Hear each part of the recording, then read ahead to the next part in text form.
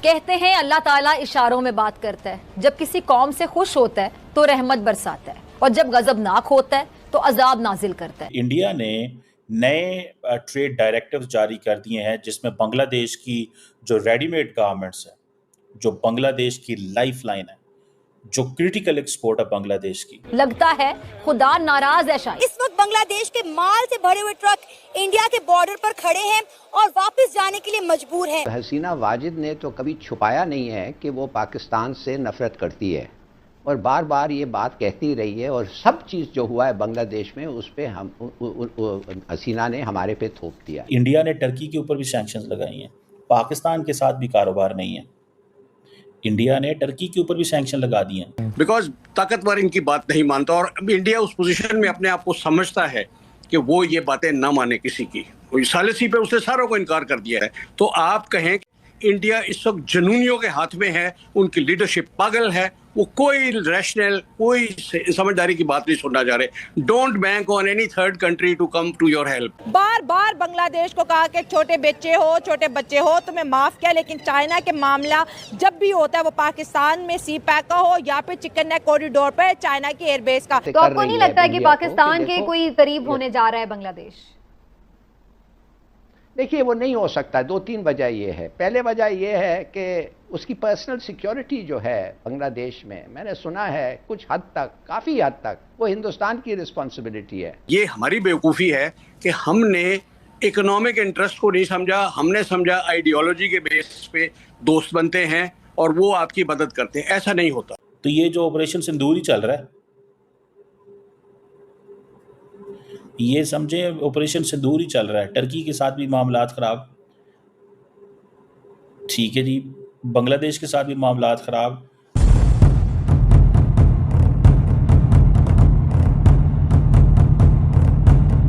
दोस्तों, टर्की और अजरबैजान को सबक सिखाने के बाद अब बारी आई है छोटे कॉकरोच बांग्लादेश की।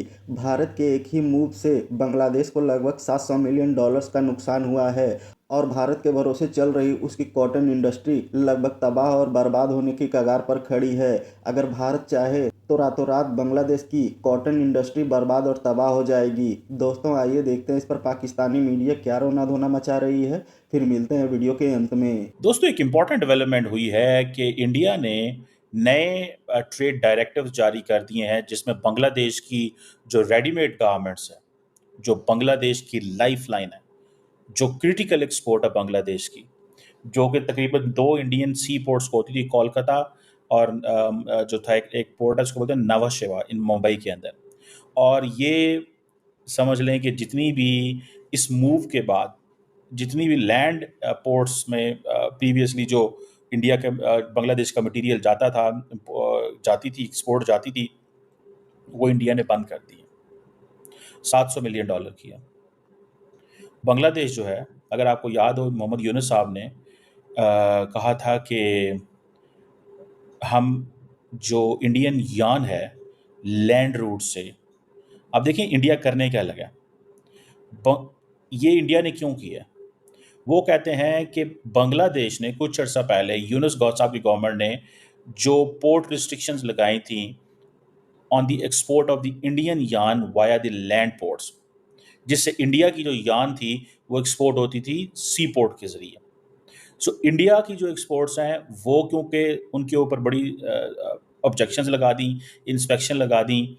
अब इंडिया जो राइस एक्सपोर्ट है वो भी जाती थी हिली और कुछ और इनके इलाकों के ज़रिए से जाती थी, वो सारी इन्होंने बंद कर दी थी। पहले बांग्लादेश ने बंद की, अब इंडिया ने भी बंद कर दी। सो ये आप देखें कि ये बांग्लादेश कहता है कि हम आपकी बंद कर रहे हैं इंपोर्ट्स, वो उनकी इंपोर्ट्स बंद कर रहे हैं, दोनों एक दूसरे को टफ टाइम देने लगे हैं। इंडिया कहता है जी बांग्लादेश को $700 मिलियन का नुकसान होगा, this is what this saying. और इंडिया कहता है कि हमारा ये जो फैसला है इससे हमारी जो डोमेस्टिक गारमेंट इंडस्ट्री है वो उठेगी और बांग्लादेश जो है उसको नुकसान होगा, दिस एंड दैट। बांग्लादेश के एक्सपोर्टर कहते हैं कि ये हमारे लिए बहुत बड़ी कॉस्ट बढ़ जाएगी, लॉजिस्टिकल चैलेंज बढ़ जाएंगे, so on and so forth. So ये जो बांग्लादेश और इंडिया के ताल्लुकात हैं ये दिन ब दिन ख़राब होते जा रहे हैं। इंडिया भी टफ टाइम देना चाहता है बांग्लादेश को और बांग्लादेश भी कहता है कि मैं भी टिट फॉर टैट करूँगा। सो गवर्नमेंट ने ये जो रेडीमेड गारमेंट्स बांग्लादेश से आते थे वो दोनों ये जो जवाहरलाल नेहरू और पोर्ट से जाते थे और जो सी पोर्ट से, उन दोनों के ऊपर उन्होंने पाबंदियाँ लगा दी हैं। सो इससे आप अंदाज़ा लगाएं कि अगर ये चीज़ें नहीं जाती, तो बांग्लादेश को कितना नुकसान होगा। अब ये चीज़ें इंडिया ने और बांग्लादेश ने दोनों को एक दूसरे को टफ टाइम दे रहे हैं, ठीक है ना जी। और ये सिर्फ यहाँ पे चीज़ें नहीं रुकती, ये जितनी भी त्रिपुरा, मिज़ोरम और ये जो सारे इलाके थे, यहाँ पे जितना भी बिजनेस होता था उस सबको प्रॉब्लम हो गई है। अब वो जो जिसे कहते हैं ना कि वो जो सिलिगुड़ी कॉरिडोर है, that will be sole entry for as well for the Indians as well. Indians के लिए भी वो एक एंट्री है। कहा जाता है कि 11 के करीब लैंड ट्रांजिट पॉइंट्स हैं in India's north east states, और ये दोनों मुल्कों की ट्रेड इससे होती थी। इनमें से 3 जो है वो असम के अंदर है, 2 जो हैं वो एक इलाका है जिसको बोलते हैं मेघालय, और 6 जो है वो त्रिपुरा के अंदर है। अब जिसे आप देखें कि ये एक खुल्लम खुली एक दूसरा जो है वो टफ टाइम पे आ गए। तो ये जितनी भी फिश थी, LPG oil, LPG edible oil, this that, ये चीज़ें जितनी भी थी सारी की सारी वो अब वो ट्रैवल नहीं जा सकेंगी। इंडिया ने बांग्लादेश पे सैंक्शन लगा दी, बांग्ला ने इंडिया पे सैंक्शन लगा दी। उसकी वजह क्या है कि इंडिया ने जो ट्रांसशिपमेंट की फैसिलिटी बंद की थी उनकी, वो बांग्लादेश समझता है ये हमारी बेइज्जती की है इन्होंने। सो इसीलिए इंडिया ने सैंक्शंस इम्पोज की हैं बांग्लादेश की इंपोर्ट के ऊपर, जिसकी वजह से ये जो इंडिया के डीजीस हैं, डीजी फॉरेन ट्रेड कहते हैं, वो कहते हैं कि जी जितनी भी गारमेंट इंपोर्ट है बांग्लादेश की, वो उनको उन्होंने नया रास्ता दे दिया। सो इसमें आप देखेंगे कि इन लॉन्ग टर्म इन दोनों मुल्कों को बैठना पड़ेगा। ये ऐसे नहीं होगा कि ओवरनाइट वो चीज़ें नहीं चलेंगी कि एक साइड ये कर रहा है तो दूसरी साइड ये कर रहा है। ये बेसिकली लार्जर मिसट्रस्ट है ना। इंडिया कहता है कि बांग्लादेश अपना बिहेवियर चेंज करे, बांग्लादेश कहता है हमने बिहेवियर चेंज नहीं करना, हमने एक इंडिपेंडेंट, आज़ाद, हमें ऑटोनॉमी चाहिए, हमें डिक्टेट ना करो। इंडिया बांग्लादेश को कहता है कि आप चाइना के और पाकिस्तान के इन्फ्लुएंस से बाहर आओ। बांग्लादेश कहता है कि हम ऐसे इन्फ्लुएंस में वो हम चाइना या पाकिस्तान के इन्फ्लुएंस में हैं या नहीं हैं, लेकिन हम आपकी इस बात को भी नहीं मानते। सो ये जितनी भी क्रॉस बॉर्डर कॉमर्स है दोनों मुल्कों की, ये अब लोकल बिजनेसमैन को नुकसान होगा ना। अच्छा, दूसरी तरफ अगर आप ये भी एक चीज़ नोट करें कि इंडिया ने टर्की के ऊपर भी सैंक्शंस लगाई हैं, पाकिस्तान के साथ भी कारोबार नहीं है। इंडिया ने टर्की के ऊपर भी सैंक्शन लगा दिए हैं। मैं तो this is how I find it.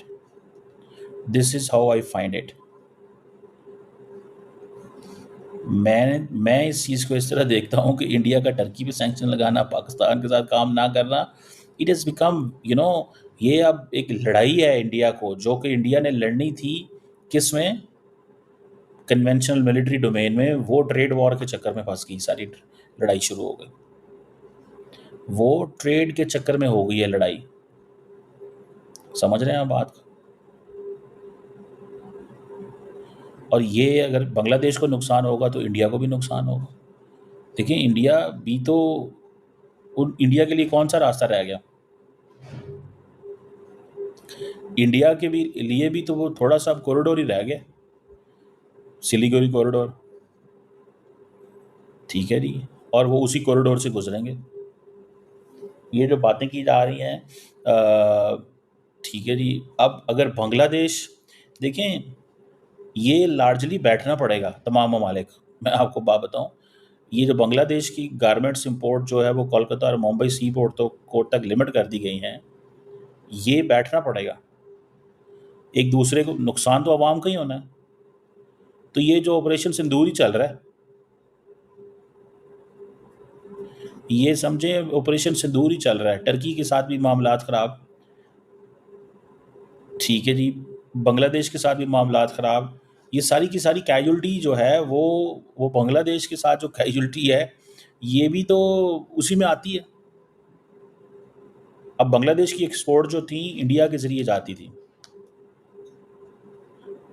उनको खुली आज़ादी थी। अब सिर्फ वो 2 पोर्ट्स में आएंगी, कोलकाता एंड मुंबई, चिटागांग के ज़रिए।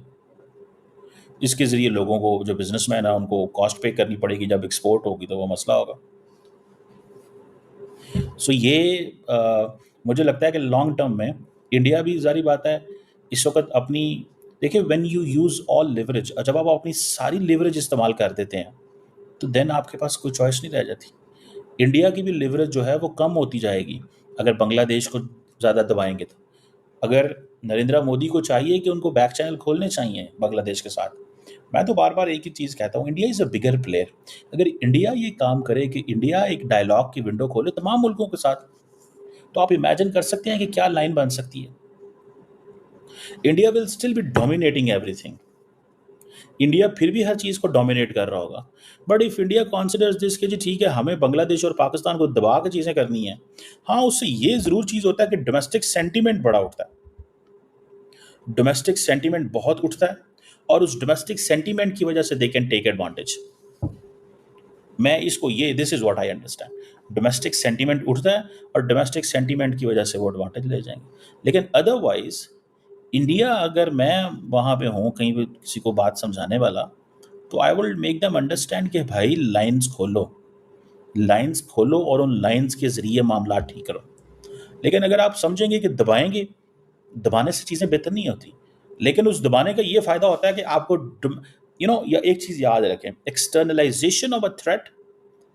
मैं इसको बार बार ये बात करता हूँ, when you externalise a threat, इसका मतलब क्या होता है? When you externalize a threat, इसका मतलब ये होता है that you in fact believe कि मेरी legitimacy जो है वो उससे बनेगी। So हर मुल्क जो है वो थ्रेट को एक्सटर्नलाइज करता है। लेकिन इंडिया बहुत बड़ा मुल्क है। They need to sit together with all the regional countries and they need to find ways। Access दें। अगर इंडिया को अफगानिस्तान में एक्सेस मिलेगी, सेंट्रल एशिया एक्सेस मिलेगी, पाकिस्तान को बांग्लादेश में एक्सेस मिलेगी, नेपाल की एक्सेस मिलेगी, पाकिस्तान बांग्लादेश के ज़रिए जो है वो साउथ ईस्ट एशिया पहुंच सकता है। इंडिया भी तो प्लान कर रहा है ना।